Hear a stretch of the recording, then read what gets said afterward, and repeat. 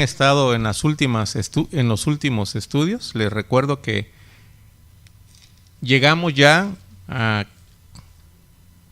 al final de esta serie de siete trompetas. Acuérdense, ¿verdad?, que estamos en esa serie de 7 trompetazos, le podemos llamar así, ¿verdad? Ya escuchamos el sonido de 6 trompetas. Pero hubo un interludio, le decimos, ¿verdad? Entre la sexta trompeta y la séptima trompeta hay un interludio. Ese interludio tiene que ver precisamente con el llamado a la iglesia. Primero Juan, ¿verdad? Primero Juan, y Juan lo comunica a la iglesia. Hay un llamado a la iglesia para que cumpla un ministerio profético.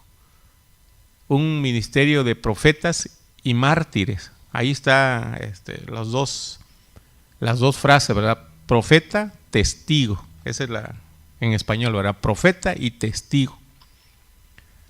Profeta no solamente el que habla, sino el que asume el riesgo de hablar, ¿verdad? Y es capaz incluso de dar su vida.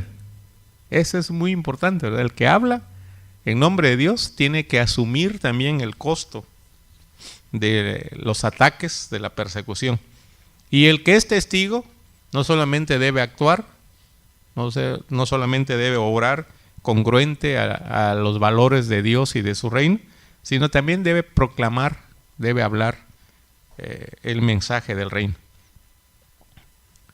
Justo entre la sexta y la séptima trompeta se da este interludio. Se le pide, se le llama a los creyentes, se nos llama a los creyentes a que asumamos nuestro papel en el que Dios nos ha pedido que colaboremos con Él. Llegamos ahora a la séptima trompeta, hermanos, versículos 15 al 19 de este capítulo 11. El séptimo ángel tocó la trompeta. Fíjense cómo ha terminado, hermanos, las dos veces que se empezaron a tocar 7 trompetas. Vamos a recordar un poquito. Cuando empieza esta serie de 7 trompetas, son ángeles a quienes se les ha dado una trompeta. Y cada uno de estos ángeles va a hacer sonar su trompeta. Las primeras 4 trompetas, o los primeros 4, pero hay una separación de este grupo de 7, hay una separación en 2 grupos. Primero son 4 y luego hay un espacio ahí, una pequeña pausa dramática, narrativa, para separarla de las últimas 3 trompetas. Es justamente donde aquel águila pasa volando y pasa precisamente proclamando o anunciando que vienen 3 trompetas, ¿verdad? Difíciles, calamitosas. Ya analizamos en ese estudio el significado de esa expresión ay, ¿verdad? El ay, los ayes pertenecen al mundo de la muerte, ¿verdad?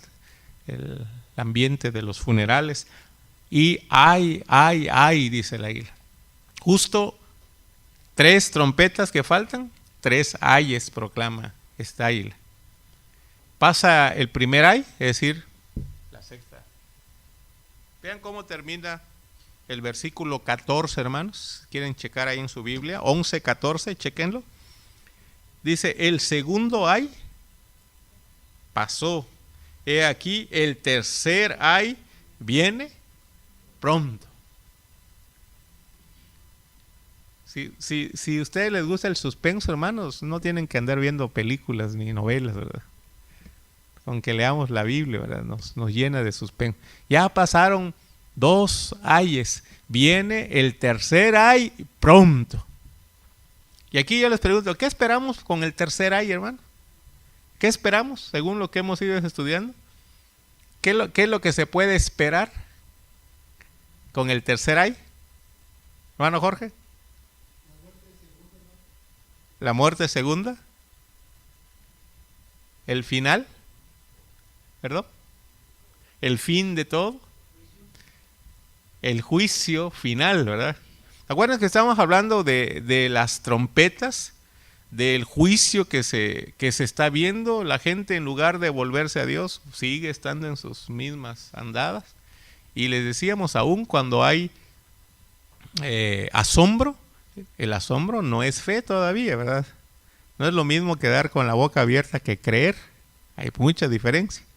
Podemos llenarnos de asombro, podemos estar viendo la obra de Dios, y aún así la gente no enternece su corazón, no sensibiliza su corazón.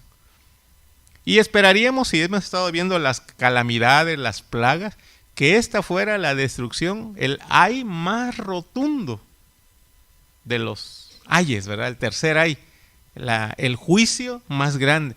Pero vean ustedes qué sucede en la séptima trompeta o en el tercer ay. ¿Qué pasa cuando se toca la séptima trompeta, hermano? ¿Qué sucede? ¿Qué sucede? El séptimo ángel tocó la trompeta y hubo grandes voces. ¿Dónde? En el cielo. Hubo grandes voces. Esta es una expresión muy bonita porque está en plural. No sé si a ustedes les gusta este análisis, ¿verdad? Pero la palabra en griego es... Sí, la entendemos, ¿verdad? Nosotros usamos esos prefijos en nuestro español. Mega. De ahí viene la palabra megáfono en nuestro español. Y saben que el megáfono es para hablar, ¿verdad? Más fuerte, para hablar y que se escuche. Lo interesante aquí es que de por sí la palabra megáfono o megáfone habla de una gran voz. Pero aquí está todavía más aumentado porque no es solo una gran voz, sino grandes voces. Este es lo que podríamos llamar un superlativo en el lenguaje griego, ¿verdad? Estamos hablando de algo. Grandes voces. No sé cómo llamamos nosotros cuando hay una voz grande, muchas voces. Alguien diría un gran griterío, no sé si así diríamos, una gran bulla diríamos. Bueno, habrá otras expresiones, ¿verdad? Pero esto es lo que está tratando de decir el autor. Cuando suena la trompeta empieza una grandes voces, pero en el cielo, que decían, fíjense cuál es el mensaje de todas estas voces: los reinos del mundo han venido a ser de nuestro Señor y de su Cristo, y Él reinará por los siglos de los siglos. Antes que yo continúe, ¿verdad? Quiero pedir o preguntar si alguno de nuestros hermanos, ustedes tienen una versión que no sea Reina Valera 60. ¿Está exactamente igual en todas? La pregunta es si tienen, hermano Gilberto, ¿qué dice ya? Es en el verso 15, 11-15.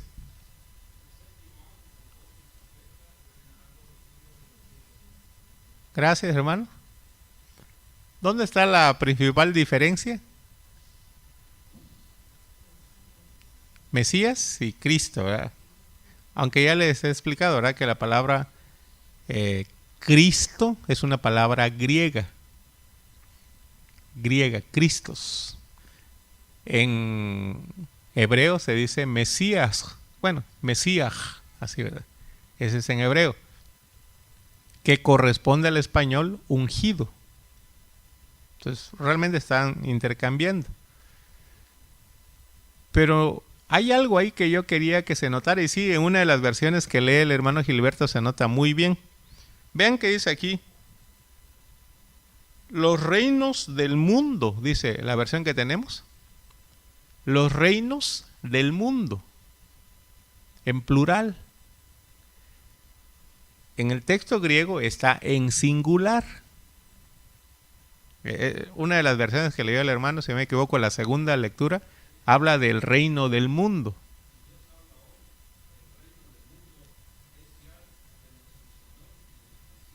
Exactamente, el reino del mundo, así. Aquí aparece como los reinos del mundo.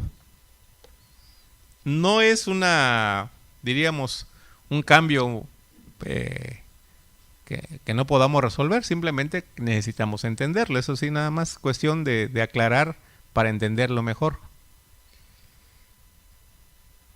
Dice, el reino del mundo ha venido a ser de nuestro Señor. ¿A qué reino se refiere? ¿O a qué reino se refiere? ¿Por qué uno está en singular y la versión que usamos está en plural? Bueno, el texto original griego está en singular, es decir, en ese sentido hizo más justicia la versión Dios habla hoy, ¿verdad? Porque está traduciendo más apegado, más literalmente, el reino del mundo. Pero, ¿qué significa esta expresión? Que el reino del mundo o los reinos del mundo. ¿Por qué el cambio? ¿Alguna vez, alguno de ustedes recuerda? Es cuestión de conectar nada más pasajes, pero si alguno en esta noche le ayuda todo lo que ha leído, ¿hay alguna otra parte donde se mencionen los reinos del mundo, así, en plural?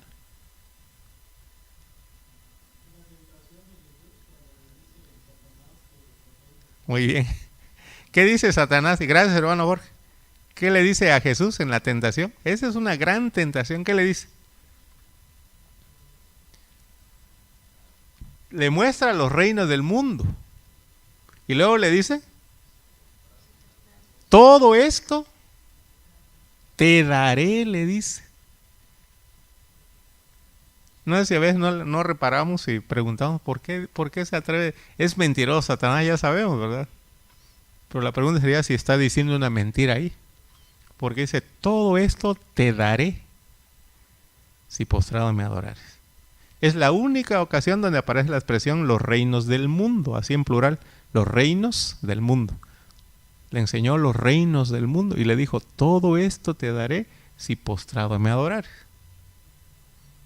Ahora aquí en Apocalipsis dice que el reino del mundo ha llegado a ser o ha pasado a ser de nuestro Dios.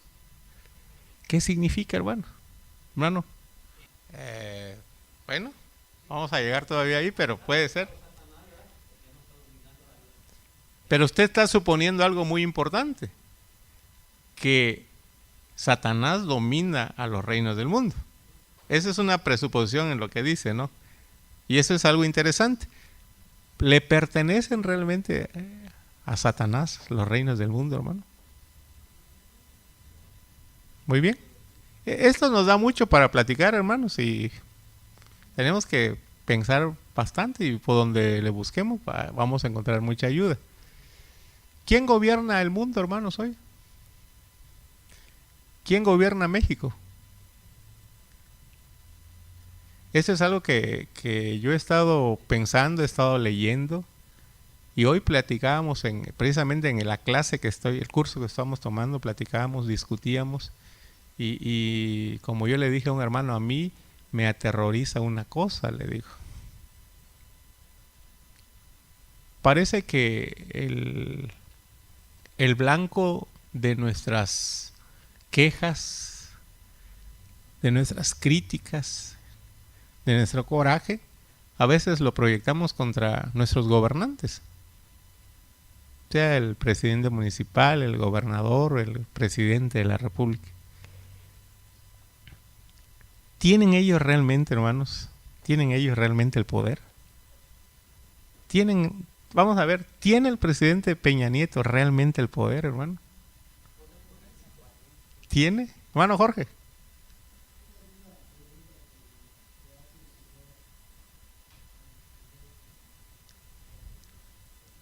¿Sabían ustedes, hermanos, que existe hoy organismos que se llaman a nivel internacional el Banco Mundial? ¿Saben ustedes que hay uno que se llama el Fondo Monetario Internacional?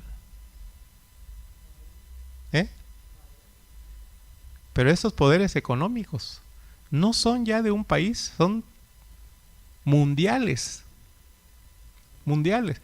Fíjense bien cómo incluso la información está controlada. Nosotros decimos, ¿quién es el hombre más rico del mundo? Y ahí viene, ¿quién nos dice ese dato, hermanos? ¿Quién da el dato de los ricos del mundo? Porque yo no he visto nunca su cuenta bancaria de nadie, ¿no? Pero ¿quién me dice que es realmente el más rico del mundo? No sé si ahora sigue siendo el primero o el segundo en la lista, Carlos Slim. Pero ¿quién dice eso, hermano? No saben quién lo dice. Algunos tal vez sí lo saben.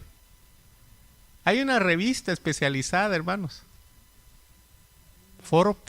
Forbes, así, Forbes, la revista Forbes, se encarga de decir regularmente quiénes son las gentes más ricas del mundo. La pregunta es, ¿y de quién es esta revista?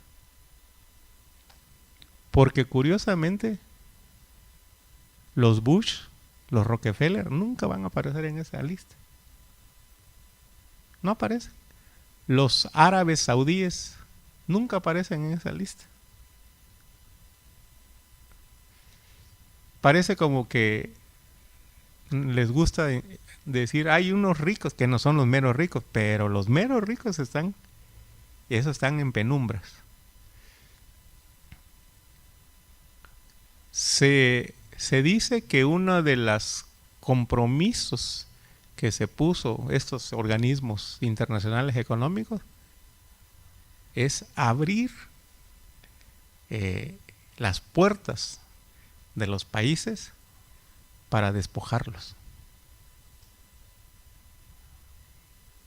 Abrir las puertas de las economías de los países para despojarlos. ¿Cuál ha sido una manera de despojar a los países? Se van a sorprender, hermanos. Se van a sorprender y se van a reír.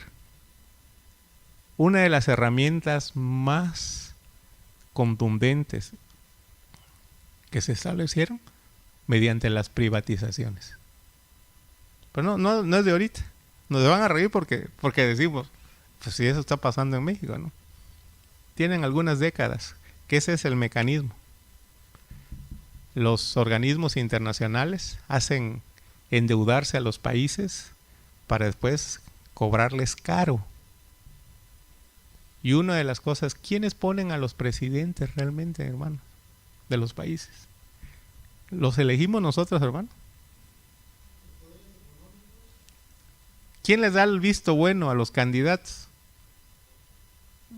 Ni siquiera el partido, hermano. Hay poderes, hay poderes. Hermano, eso ya quedó, ¿verdad? En el pasado. Bueno, precisamente porque no despertamos a esto. No despertamos a esto. No ganó un presidente porque fue el que hizo más campaña, no. Fue el que tuvo el visto bueno, o el que se comprometió, o el que podía abrirle las puertas a estos grandes. O sea, alguien que le convenga, pero no a un poder dentro de México, sino más allá. Poderes mundiales, ¿verdad? Hermano Gilberto Jr. Sí, definitivamente. Nada más que quien ha hecho eso parece que no dura mucho, o a veces ni llega. Quien ha intentado hacer eso, decir yo voy a poner las cosas en su lugar, o no sigue. Uno dice, qué sinvergüenza, qué descarados. Para eso no hemos visto la pistolota que la tienen aquí, ¿verdad? Claro, no en el sentido real, ¿verdad? Me decía una persona que era militar, que le encargaron hace años un retén, ¿verdad? Llegaron un montón de camionetas y le entregaron una maleta de dinero. Y esto es tuyo, dice, te lo manda fulano. No, dice, yo quiero. Tómalo o te mueres, le dijo. De todas maneras vamos a pasar, dice, con tu permiso o sin tu permiso. Es mejor que te lleves ese dinero y te sirva para algo, le dice. La pregunta es, ¿qué hace una persona que le dicen así? Pasamos porque pasamos, así que acéptalo. ¿Pasamos a la mala o quieres llevarte esa maletita de dinero? Jueces, políticos. Y no me refiero solamente a la violencia, ¿verdad? A veces hay otras maneras de desaparecer a alguien, ¿verdad? Entonces, es tremendo, hermanos, cuando analizamos dónde está el poder, y ya no son poderes locales, hermanos. Son poderes perversos mundiales. Hermanos.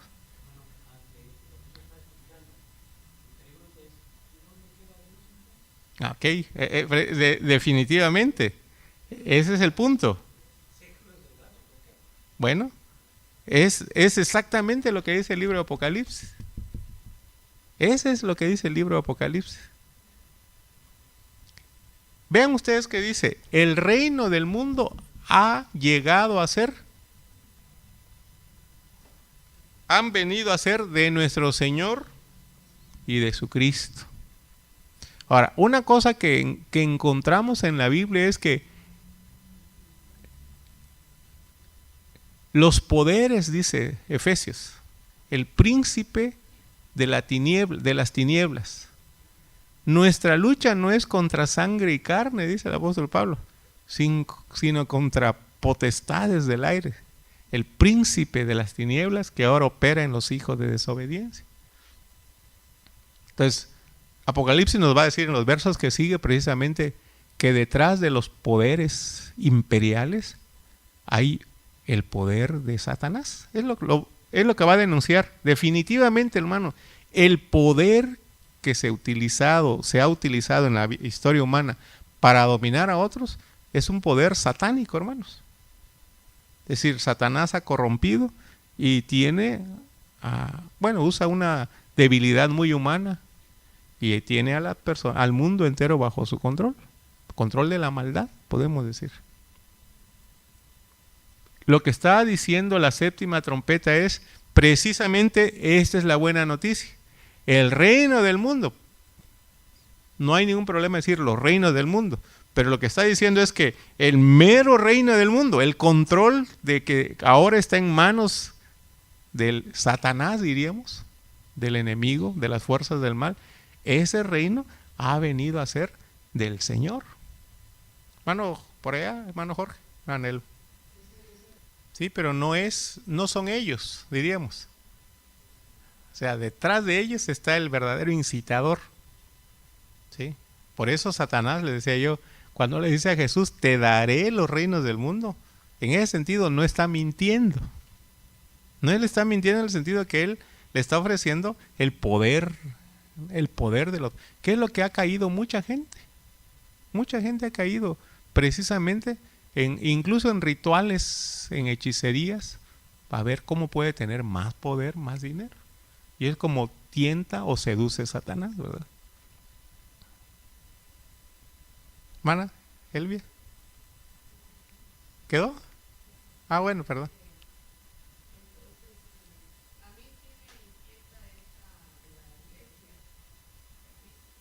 Por eso yo les decía, ¿verdad? Fíjense bien de dónde viene, en qué punto viene. Porque exactamente lo que acabamos de dejar es la invitación a la iglesia a que asuma precisamente lo que dice la hermana Elvia. La iglesia, los cristianos debemos asumir un ministerio profético. Y el ministerio profético tiene que ver con alzar la voz, con denunciar. Pero eso va a implicar incluso la muerte. Ese es el punto. Que nos queremos un cristianismo que mientras yo esté tranquilo y no me afecten a mí. Yo he estado pensando, hermano, veo en las noticias. Hay personas que dicen, ya me mataron a mi hijo. Ya me mataron a mí en el alma. No le tengo miedo a nadie. Y empiezan a luchar. Pero es hasta que nos toca. Y mientras no nos toque, volteamos la cara nada más, ¿verdad? Es decir, ¿para qué nos metemos? Ahora la pregunta es cuando avance, no sé si ustedes han oído noticias, ¿verdad? Pero hay muchos muertos en nuestro país, hermano, y no de muerte natural. El domingo que estuvo aquí el hermano Marco Antonio Velasco nos decía, ¿verdad?, que iban a un funeral de un muchacho de 22 años que falleció en un encuentro, una balacera. Dice, no sé más, ¿verdad? Pero, bueno, no sé si esto, ¿se imaginan ustedes al corazón de la familia, los papás? Entonces, hasta ahí sí pensamos, ¿y qué vamos a hacer? Mientras no. Por eso el Juan dice, ¿verdad? Ese librito me lo dieron, pero le dijo, no lo escribas, mejor cómetelo. Pero donde me lo comí, dice Juan, fue dulce aquí, pero cuando bajó aquí, ¿cómo se volvió? Amargo. Es decir, cuando la palabra de Dios penetra hasta nos cala, hermano, a veces las consecuencias que empezamos a recibir no es lo más agradable. Y a veces no queremos entrar ahí. Hermana Elvia, completamente. Ok, ahí estamos. Ahí vamos, hermano. O sea, fíjense bien, le está dando la orden a la iglesia de que asuma un ministerio profético, pero le está dando el consuelo, que esos reinos no son eternos, sí, hasta que se establezca el reino de Dios. Esto es, por eso va seguido el otro. Va a llegar el momento, por eso dice, cuando toque la séptima trompeta, se va a establecer el reino de Dios. Ahora, aquí hay un concepto, hermanos, que ya lo hemos dicho muchas veces. El reino de Dios dice aquí que ha llegado, versículo 15 todavía, han venido a ser de nuestro Señor y de su Cristo. La expresión es, ha llegado a ser. Hizo una pregunta el hermano Amado. Entonces, ¿Dios no reina, hermanos? Entonces, ¿Dios no reina? Fíjense bien, por eso les decía que a veces cuando leemos estos textos tenemos que preguntarnos mucho. El reino ha venido a ser de Dios. El reino del mundo se ha convertido en reino de Dios. ¿Cómo se lo imaginan eso, hermano? A ver, es una buena pregunta para ustedes.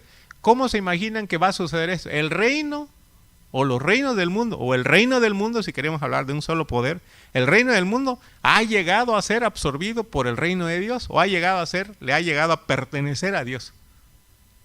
No solo sobre los fieles, hermano, es lo que estoy diciendo, no solo sobre los fieles. El reino entero, el reino del mundo, ha venido a ser de Dios. ¿Cómo se lo imaginan ustedes? ¿Cómo llegamos a eso? ¿Cómo se llegó a eso, hermano Jorge? Sí, hermano. Y nada más que ahí va muy bien, nada más que me respondió a cuándo, ¿verdad? Yo dije, ¿cómo? ¿Cómo se imaginan ustedes que llegó a ser el reino de Dios, el reino del mundo llegó a ser ahora el reino de Dios? ¿Cómo? ¿Hermana Belva? Entonces aquí entramos a lo que hemos enseñado, se ha dicho muchas veces, el concepto del reino de Dios. Ese reino de Dios ya está inaugurado con la venida de Cristo, pero todavía no se ha manifestado en su plenitud. Eso es lo que dice la Biblia. ¿Conocen ustedes esta tensión que maneja la Biblia? Un texto muy famoso de Juan, ¿verdad? De primera de Juan. Hijitos míos, ya somos hijos de Dios. También dice Pablo, ya, ahora somos hijos de Dios. Pero, es decir, en este tiempo, hermanos, coexiste el reino de Dios con el reino del mal. Estamos en un tiempo, para nosotros es muy largo, pero para Dios no hay ningún problema. Pero estamos en el tiempo de la superposición o del traslape de todavía está el reino del mal peleando, o como decía un autor, dando patadas de ahogado, y ya empezó el reino de Dios. Pero no definitivamente, no se ha establecido plenamente. Y ahorita vamos a entender por qué. Bueno, o si no, ahorita en el siguiente estudio, ¿por qué? Lo que está diciendo aquí el autor es, cuando llegue el momento que dice el hermano, es algo escatológico, algo que está allá todavía. Va a llegar un momento en que el reino del mal va a desaparecer y el reino de Dios va a tomar posesión. Porque el reino del mundo es temporal. Vean que sigue, hermanos, en este verso 15. Y él reinará. ¿Qué dice? Esto es lo bonito. Y él reinará. O sea, ya no hay vuelta de hoja, hermanos. No reina definitiva ni plenamente, sí. Pero reinará y su reino será definitivo por los siglos de los siglos. Entonces, vamos a ver ahorita qué significa esto, hermano amado. Sí, lo que podemos decir, hermanos, es hasta donde alcanzamos a entender, ¿verdad? Porque hay algunos conceptos por ejemplo, la gran tribulación no es un concepto manejado y aceptado por todos. O sea, la palabra sí, pero no se refiere a un tiempo futuro. ¿Sí? La gran tribulación no es todavía lo que va a venir. En cada época hay una gran tribulación, ¿no? Pero sí se refiere, como dice la hermana Elvia, al momento cuando el Señor Jesucristo venga y someta a todos sus enemigos bajo el estrado de sus pies. Eso sí.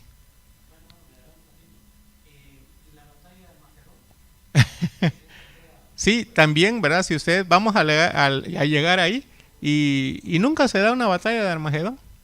Es más la batalla es más el intento de las fuerzas de, como decimos, patadas de ahogado. Ellos se arman, pero nunca pelean. ¿Sí? Nunca pelean, no van a ver la batalla. En realidad no hay batalla de Armagedón, ¿verdad? Se preparan para la batalla, pero no hay batalla, ¿no? Bien, entonces vamos avanzando, hermanos, en este punto. El autor está diciendo, ¿verdad?, que va a llegar un momento donde el reino de este mundo, ya sabemos, ya al menos intuimos quién está gobernando, va a pasar a ser definitivamente de Dios. Y yo les hice una pregunta, ¿cómo? ¿Y cómo es que va a llegar a hacer eso? ¿Ustedes creen que los que tienen poder fácilmente lo dejan, hermano? Aquí, hermanos, no es una conversión tampoco del mundo, no es el mundo que todo el mundo se convirtió, ¿verdad? Porque eso no lo presenta Apocalipsis. Más bien es un despliegue de poder de Dios. Algo que a veces añoramos nosotros. El Dios justo, santo y todopoderoso va a desplegar su poder, hermanos. Su poder. Y ahí sí, ¿verdad? El malvado no va ni a meter las manos. Los malvados no van a ver ni por dónde. Hermano Gilberto, ya veo que está levantando su mano. Así es, exactamente así es, ¿verdad? Esa es la manera en cómo debemos leer todo esto. Por eso, antes de la séptima trompeta, viene la invitación a que la iglesia asuma su tarea. Pero no a medias, hermano, no con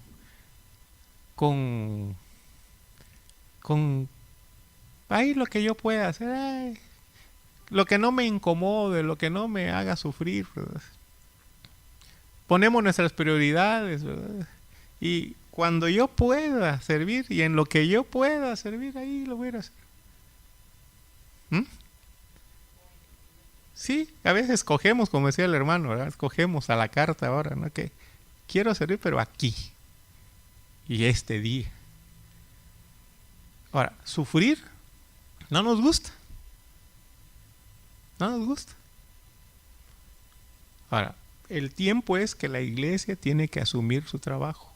Como decía el hermano Gilberto. Dios no tiene ningún poder. De hecho, ustedes lean el libro de Génesis.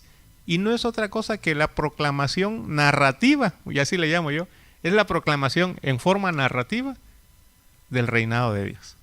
¿Qué es lo que hace Dios? Empieza a poner orden. Tú acá, tú acá, tú acá. Había caos, dice la Biblia, ¿verdad? Había desorden.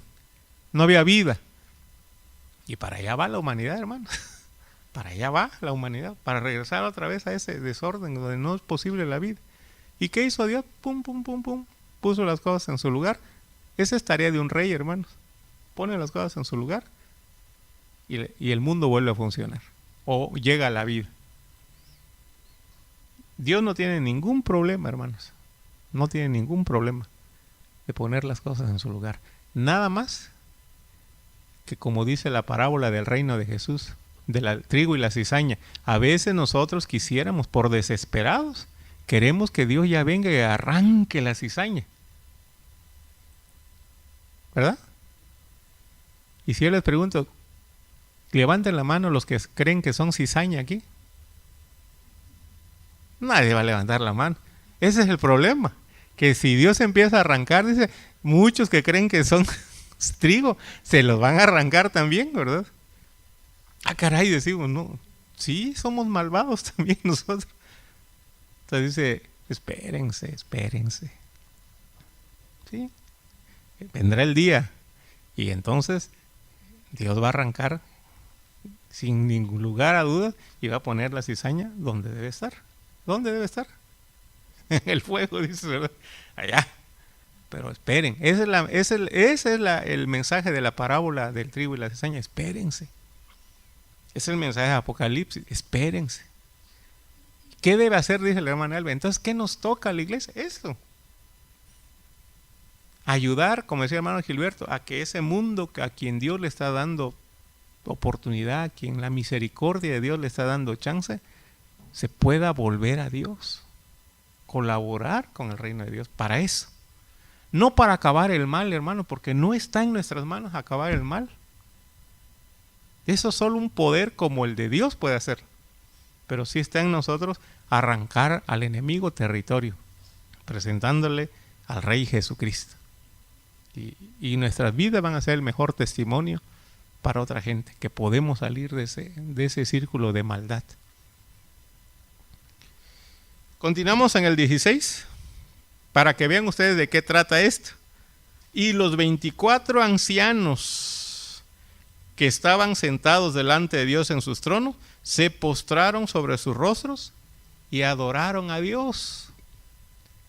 A ver, hermanos, ¿qué representan los 24 ancianos? Es pregunta básica del libro de Apocalipsis, porque ya pasamos por ahí. ¿Qué representan los 24 ancianos? ¿Alguien recuerda? Está allá en capítulo 4.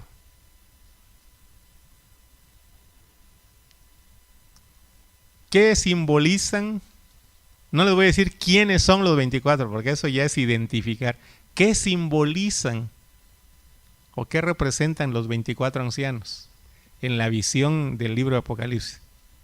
Ya mencionó, ¿verdad? Ya los mencionó antes. Representan todo el poder delegado por Dios. Toda autoridad, todo poder. Poderes de todo tipo, en la tierra, en el cielo. Poderes en general. Pero vean ustedes, cuando se dice que Dios ha asumido el poder, todos los poderes se postran delante de Él. Ese es un acto, hermanos, de que están rindiendo honores al Rey de Reyes, al que tiene el poder en sus manos, al verdadero Dios. Ahí están. Por eso es muy importante esta escena, ¿verdad? Pero vean ustedes que en lugar de que la séptima trompeta nos narre la destrucción más grande que puede haber en el Apocalipsis, no sucedió eso. No nos está narrando una destrucción catastrófica. Simplemente nos está presentando la proclamación del reinado, de la venida del reinado de Dios. Siguiente versículo. Diciendo: te damos gracias, Señor Dios Todopoderoso, el que eres, el que eras, que has de venir, porque has tomado tu gran poder y has reinado. En primer lugar, ¿cómo le suenan estas palabras, hermano? ¿A qué tipo de, cómo le puedo llamar, de estilo tienen estas palabras? Si hablamos de estilo literario. Está muy serios ahora, hermano. ¿Estará muy difícil la pregunta? No. Diciendo: te damos gracias, Señor Dios Todopoderoso, el que eres y que eras y que has de venir, porque has tomado tu poder y has reinado. Es una alabanza, sí, que una alabanza que elogia a Dios por su reino. Es un himno que reconoce. ¿Saben ustedes que el libro Apocalipsis es uno de los libros que más himnos tiene, hermanos? Yo ya se los había dicho. Aquí estamos en un culto, hermanos. Fíjense que cuando suena la séptima trompeta, no nos está narrando la más grande de las destrucciones imaginadas. Por eso a veces no entendemos Apocalipsis. La séptima trompeta, que vendría a ser la culminación de esta serie de 7 trompetas, es la proclamación del reinado de Dios, hermano. ¿Y en qué ambiente? En un ambiente de culto. Yo les pregunto, hermano amado hizo una pregunta muy seria, ¿verdad? Y que nos debería calar. ¿Y qué está haciendo Dios, hermanos, hoy? cuando vemos que hay gente que se está muriendo de hambre, hermanos. Ya está la cruzada contra el hambre, hermanos, y no sé si está pasando, se está quitando el hambre, pero con esta subida de precios que hubo ahora en inicio de año, no sé si ya lo detectaron ustedes y su bolsillo, pero se está elevando todo, hermano. Hay más pobreza ahora. ¿Saben ustedes que el sistema de salud está a punto de colapsarse, hermano? No hay medicinas. No hay. Dan lo que... Ahora sí que un mejoral, ¿verdad? No es el sistema público. Mi hijo que está cerca me dice, papá, es doloroso ver la pobreza y la resignación de la gente ante esa pobreza, esa escasez, esa incapacidad del gobierno. ¿Y dónde nos alimentamos nosotros, hermanos? ¿Dónde recibimos fuerzas nosotros? Esa es la función del culto, hermano. Si hay algo que el culto proclama es cada vez que vengamos, hermano, entremos, como Juan dice, estaba yo en el día del Señor y el Espíritu me llevó, dice, y Juan ve un culto precioso en el cielo, hermano, y comienza a oír los coros, los cantos. Y si ustedes se fijan, los cantos en el libro Apocalipsis son cantos a Dios porque reina. Es un canto escatológico, lo volvemos a decir, y lo he predicado, ¿verdad? Cada vez que predico salmos. Acabamos de predicar el día domingo, era el Salmo 40, y yo les decía, una puerta para entender el Salmo 40 es desde la perspectiva del reino de Dios. Y si hay algo que los salmos cantan, hermanos, es el reino de Dios.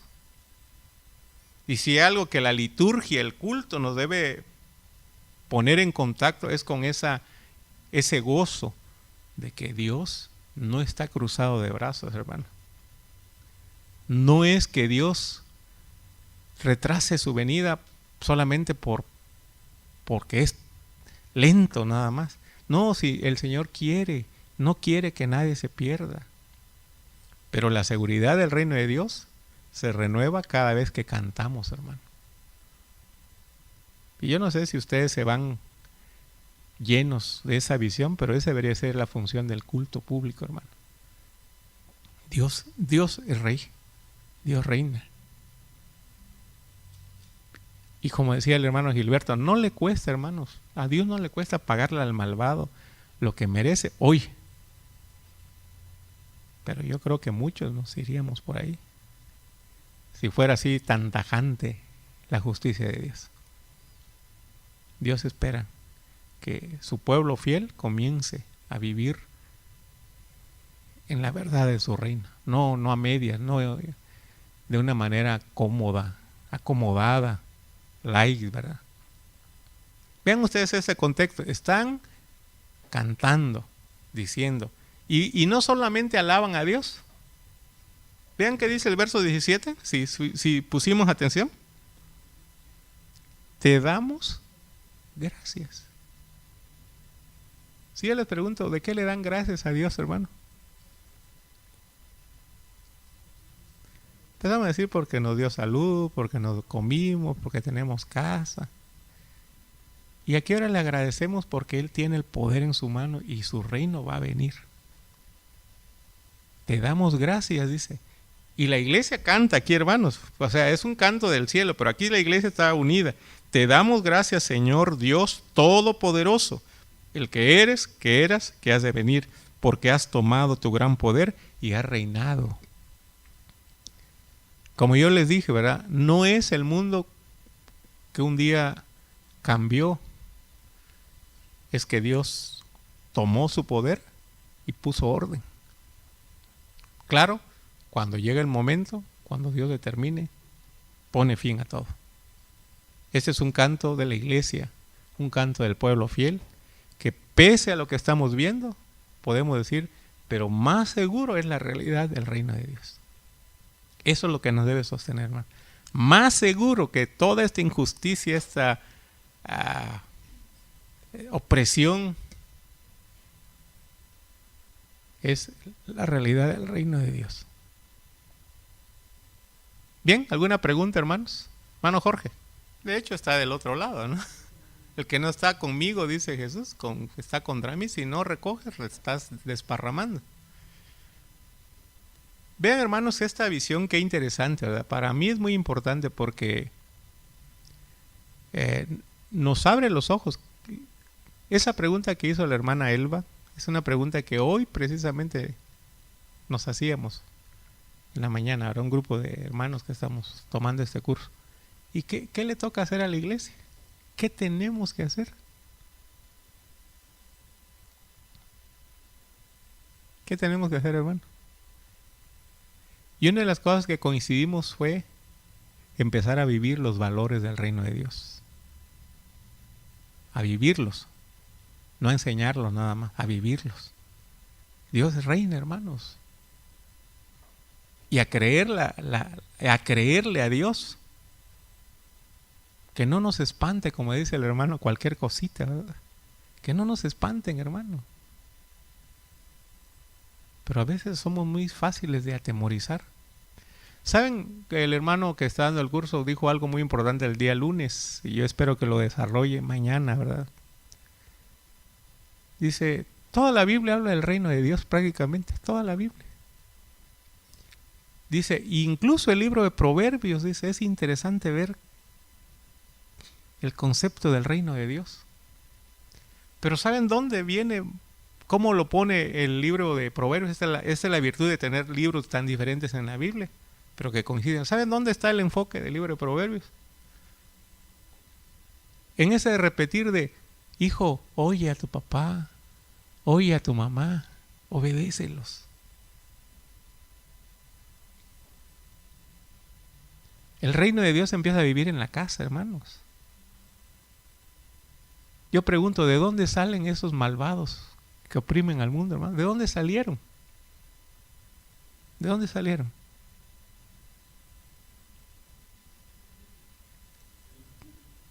¿Quiénes son los más rapaces en el mundo? Unas naciones que se dicen cristianas, hermanos. ¿Saben ustedes que los Estados Unidos de Norteamérica se han levantado siempre con el título de una nación cristiana? Pero ellos que producen una parte muy pequeña se consumen la mayor parte de los bienes del mundo. Ellos son los más grandes fabricantes de armamento. Y no solo ellos, pero otros países, pero entre ellos Estados Unidos. Ellos son los que más meten armas que asesinan personas. Hay un doble discurso, hay una doble moral. La que vamos a hacer al templo, incluso salimos en fotos y todo, y la que se vive en los hogares, ¿no? La que se les enseña a los hijos. O sea, qué importante es hablar el reino de Dios en casa, hermano. ¿Se acuerdan cómo nos educaron nuestros padres? No vas a tomar ni un quinto, ni un centavo que no sea tuyo. Pero hoy la gente dice que es muy viva cuando tranza a otro, ¿verdad? Ya no servía mi carro, ya no servía. Le mandé a dar y lo bueno es que ya me lo compró otro, ¿verdad? Si vendiste algo que ya no servía, pues sí, pero para que yo pierda, que pierda otro. Y eso se ve como alguien muy listo. Que algo que ya no sirve, que ya no vale, se lo podamos vender a otro pobre que no se dé cuenta. Ya nos deshicimos del problema. Entonces me gustó ese enfoque, ¿verdad? ¿Qué puede hacer la iglesia? Empezar a vivir, hermanos. Empezar a vivir, empezar a enseñarle, a vivir los valores del reino. A educar, a leer bien la palabra de Dios y no equivocarnos, ¿verdad? No equivocarnos. Estamos viviendo en un mundo de que todo el mundo quiere ser rico, todo el mundo quiere... Bienaventurados los pobres. Y no. Y eso no es bíblico eso, ¿verdad? O no sé cómo lo hacemos, pero lo desaparecemos, no. Bienaventurados los ricos, decimos nosotros. Dios ha escogido a los pobres de este mundo, dice. pero nosotros lo rechazamos. Y ahí nos decía el hermano hoy, me sorprendió, ¿verdad? Lo que oí hoy, el hermano decía, el maestro de este curso, que él y su esposa tienen 2 hijos varones. Se quedaron con ganas de una niña, dice, ¿verdad? Y cuando estuvieron viviendo en los Estados Unidos, trabajando para una iglesia, encontraron una organización, una agencia que da niños en adopción. Y dice ellos, vamos a adoptar una niña. Empezamos los papeleos. ¿Cuál fue nuestra sorpresa, hermano? Que hay un tabulador ahí, ¿verdad? Niños rubios de ojos azules, tantos miles de dólares cuesta. Niña rubia, güerita, de ojos claros, un poquito menos que un varón, ¿verdad? Ahí está, ahí nada más ya vean ustedes, si es niña vale menos, ¿verdad? Si es niño vale más. Y ahí empiezan. Y él dice, ¿quién creen ustedes que estaba casi regalado ahí en la lista de adopción? Los mestizos de negritos y mexicanos. Sí, los que estaban mamá negra y papá mexicano, papá negrito y mamá mexicana. Ese producto eran casi te lo daban al 2 por 1, dice el hermano. Pero él dice, en una agencia cristiana. No, agencia cristiana de adopción, de iglesias famosas, no voy a decir el nombre, dice el hermano.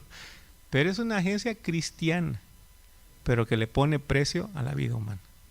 Y califica así, racista.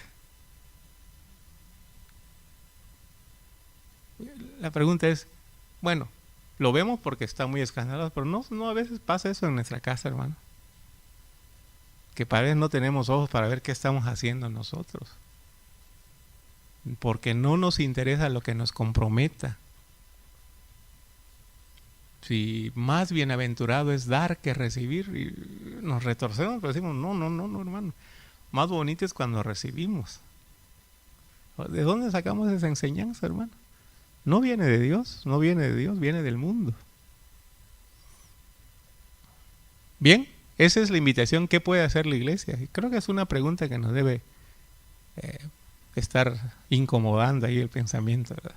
Hoy el hermano en forma de ¿cómo le llamamos? De sarcasmo decía, ¿verdad? No, dice, no, por favor no vayan a leer los evangelios, dice.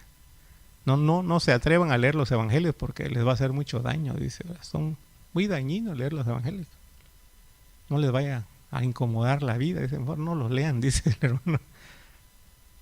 Porque cuando uno los empieza a leer, dice, y entrar y estudiar la palabra de Dios y ver a Jesús, nos vamos a sentir, pero comprometidos o le rechazamos de plano. Decimos, no, mejor me conformo con un cristianismo más suave, más fácil, más acomodado, no el de Cristo Jesús. Bien, estamos en la 7ª trompeta, hermanos. La 7ª trompeta no habla de la destrucción total, sino del establecimiento del reino de Dios. Ese es el mensaje, es una buena noticia. Y es un cántico aquí, hermanos, el cántico que debe acompañar al pueblo de Dios. Sí, salimos por ahí, vamos a ver las noticias, vamos a leer el periódico, vamos a ver lo que está pasando alrededor. Maldad. Nuestros ojos deben estar también diciendo, pero es cierto el reino de Dios. Y porque tenemos esa esperanza, hay que vivir con los pies bien puestos en la tierra, aquí, con esa esperanza. Bien, continuaremos el próximo martes. Vuelvo a hacer el aviso, hermanos, el día jueves, que normalmente es día de oración y estudio del libro Vida en Comunidad. Logramos que el hermano Mariano, el profesor de este curso, esté con nosotros el jueves. Y yo le pedí que hable sobre Apocalipsis. Es un experto del Nuevo Testamento y le digo, hermano, háblenos sobre el Apocalipsis. Así que yo les voy a invitar, ¿verdad?, que no pierdan esta oportunidad, ¿verdad? No es tan fácil, ¿verdad? No es tan fácil. Hasta ahorita no creo que ninguna iglesia, ¿verdad?, de la ciudad lo haya invitado. Así que él se va el jueves, también el viernes, ¿verdad? Así que la invitación es para el jueves y si pueden correr